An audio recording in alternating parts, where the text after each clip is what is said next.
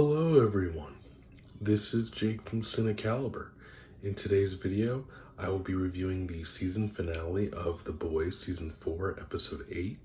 Now guys, this is my 6th review on this TV series, and if anyone wants to catch up on my reviews for this show so far, there will be links in the description below of this video, and those links will be for episodes 1, 2, 3, 4, 5, 6, and 7.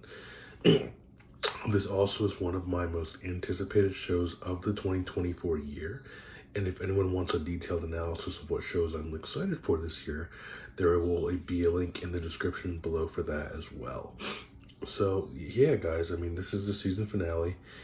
It is arguably one of the best episodes of the entire Boys franchise up to this point, and all the build up this season really pays off in this episode. And it pretty much sets up the stakes for the 5th and final season. But first, we're going to do a recap of episode 7, some of the events in there that were relevant to this episode. So basically, in that episode, the boys had learned that there was a shapeshifter that was hired by Vought to assassinate the president so that they could get Victoria Newman into the Oval Office. The shapeshifter had gotten a hold of Starlight and basically has her tied up in like her own apartment, or their apartment, I should say, and is now impersonating her. And then basically the shapeshifter has a sexual encounter with Huey to then get close to him to delete the evidence that Huey has against Newman. So pretty big moment there. At the same time, you got Billy. His sickness from the MV and compound V exposure is taking its toll as he ends up passing out towards the end of the episode. And then he also continues to have this mental battle with an embodiment of his old comrade Joe Kessler, played by Jeffrey Dean Morgan.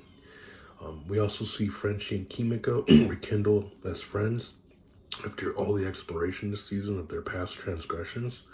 And Frenchie in this episode is pretty much working on creating a virus to use against the Soups after Samir ends up escaping. So we have MM. He was on the verge of leaving the country with his family, but A-Train convinced him to stay and fight, and then defected himself along with his family once he was exposed to be the mole inside Vought. And then at the same time, Homelander, he had discovered that Sage was hiding the fact that A-Train was the mole from him this whole time. So he ends up firing her and aligning himself more with Firecracker, who's been kind of manipulating him herself. And it's because she's able to give him breast milk, which is kind of sick, but funny reveal. But she basically injects herself with some kind of drug to basically make that happen, so to speak. And it's all for him. So they made, the Deep and Nor. They had big moments in the last episode when Homelander sends them to kill the boys, which ends in a pretty decent fight sequence, but they ultimately fail. But they live to fight another day. We had Newman. She is approached by Huey in the last episode in a last-ditch effort to call for peace, but she ultimately turns him down. But that we can kind of see how conflicted she is with her alliance with Homelander. So we get to see how that kind of plays out in this episode. We also got Ryan. He feels a bit conflicted with Vought in this last episode and basically calls him out on live TV, which will play a part also in this episode as well. And also, guys, I don't know if you know, but there was a spin-off show called Gen V. That show basically ties into this season finale. Two of the characters from that show, Caitlin and Sam, they basically went rogue and started killing everyone at Godolphin University. And then there was the protagonists of that show, Marie, Andrea, and Cricket, were doing their best to defend the school until Homelander arrived. And then they were all abducted by him to whereabouts unknown. But this episode does finally tie in elements from that show. Just a heads up. And then, yeah, that's pretty much the recap. We're going to get into the review for episode 8. So, guys, we're going to talk about who I thought was the MVP of this episode, and that is Billy Butcher. Basically, in this season, it's been displaying Billy as this conflicted character, and we do see him trying to do the right thing while battling his darker tendencies. And then he ultimately discovers that the tumors he has have grown their own consciousness, so to speak. So, and this consciousness forms into his former wife, Becca, and his former colleague, Joe Kessler.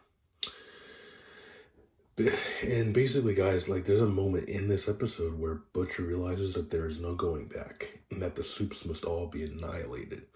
That moment occurs when basically Ryan kills Grace, another colleague of his.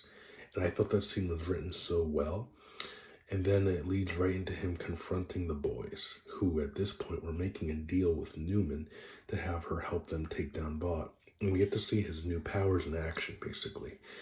And he literally, guys, he rips Newman in half, effectively killing her. And then he takes the virus that Frenchie created for himself. Seeing Butcher's character grow into what it does was truly some of the best character writing I have seen in a long time. And he truly, at this point, has become the very evil he swore to destroy. But maybe that is what is needed to truly stop Homelander, unfortunately. There really is no good guys in this show, guys. It's bad guy versus bad guy for the most part. That's how I would call it. And I want to kind of circle back now to Newman. I mean, despite her being such a formidable antagonist in the show, they ended her character on such a tragic note. We see signs of her reconsidering her actions, and finally, when she decides to do the right thing, she's murdered by Butcher. It's truly a slap in the face, and I felt the writing for her just goes to show that any ounce of goodness is always met with the dark evil that surrounds these characters, and it's been a never-ending theme of the show. Also, guys, too, just a little heads up there.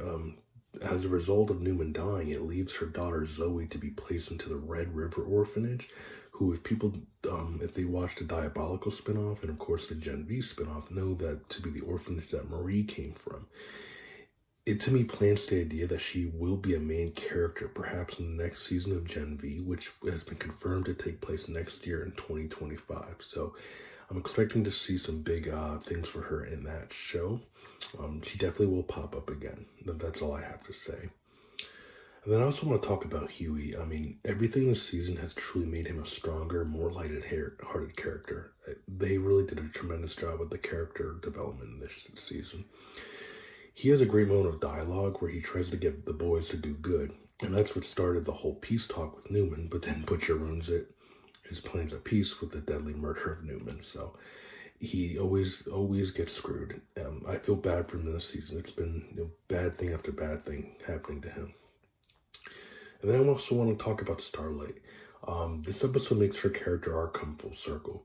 She's basically been having this identity crisis throughout the whole season, and we see that all implode when the shapeshifter assassin kidnaps her and then takes her to her place.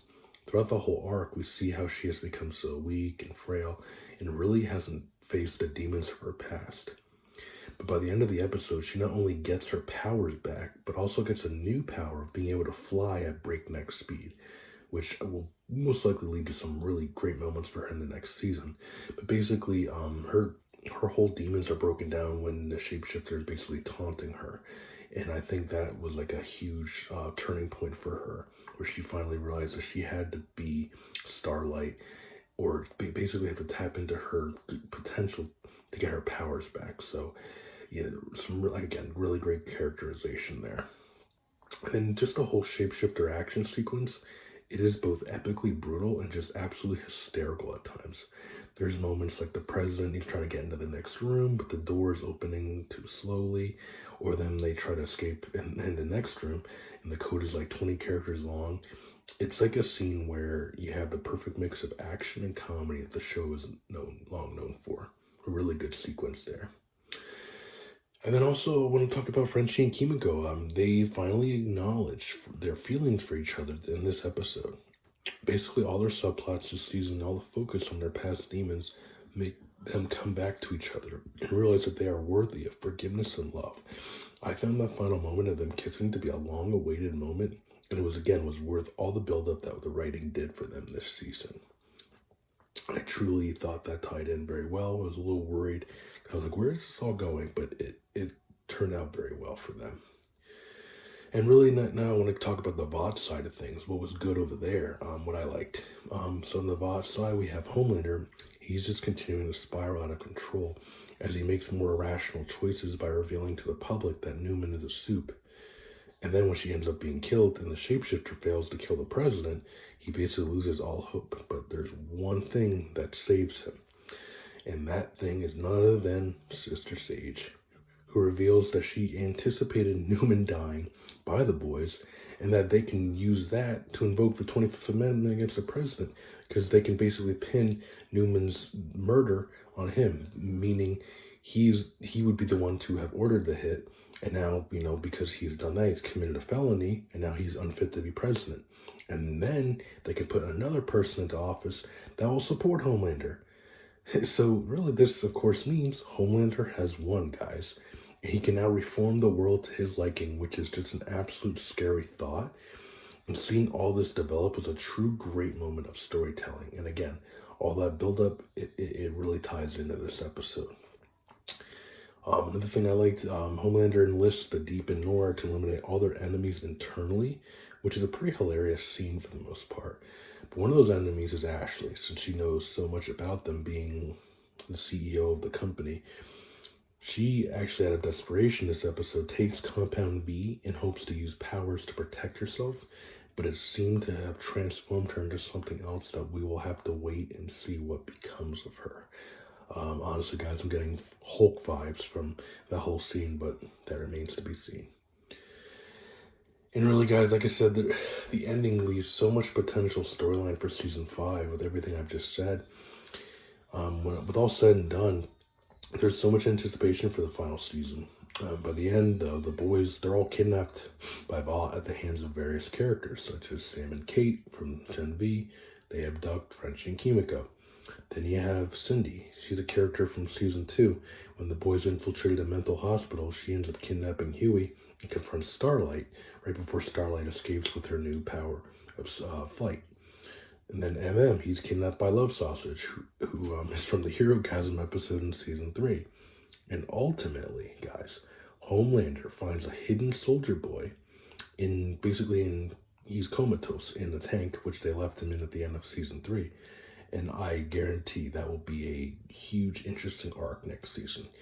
What is he going to do with his dear old dad? Are they going to join forces? Yeah, again, a lot to be desired. And then ultimately, Homelander now, he has the means to deploy his own army of supes to enact a martial law against anyone that would oppose him. This will most likely make the season feel a bit more like a dystopian apocalypse, which will be an interesting theme for them to tackle. And again, there's just no going back, guys. There's going to be so much is going to happen next season.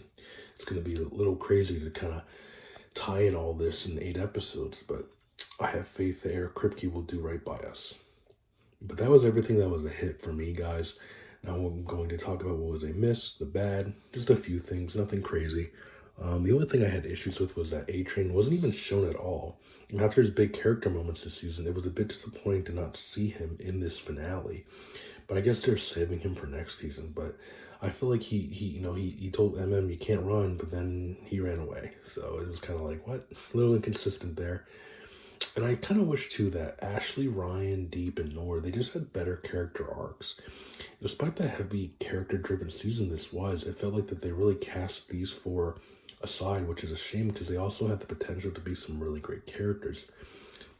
But I do believe Deep will actually grow to be a better villain in this final season. And hopefully Nora isn't just used as comic relief, because that's really all he's been there for. And then Ryan and Ashley, too, I just hope they're better utilized. They kind of got the shit end of the stick, as you would call it. But that was everything that was a miss for me, guys. And I'm going to go into the conclusion. This was arguably the most ambitious episode of The Boys yet.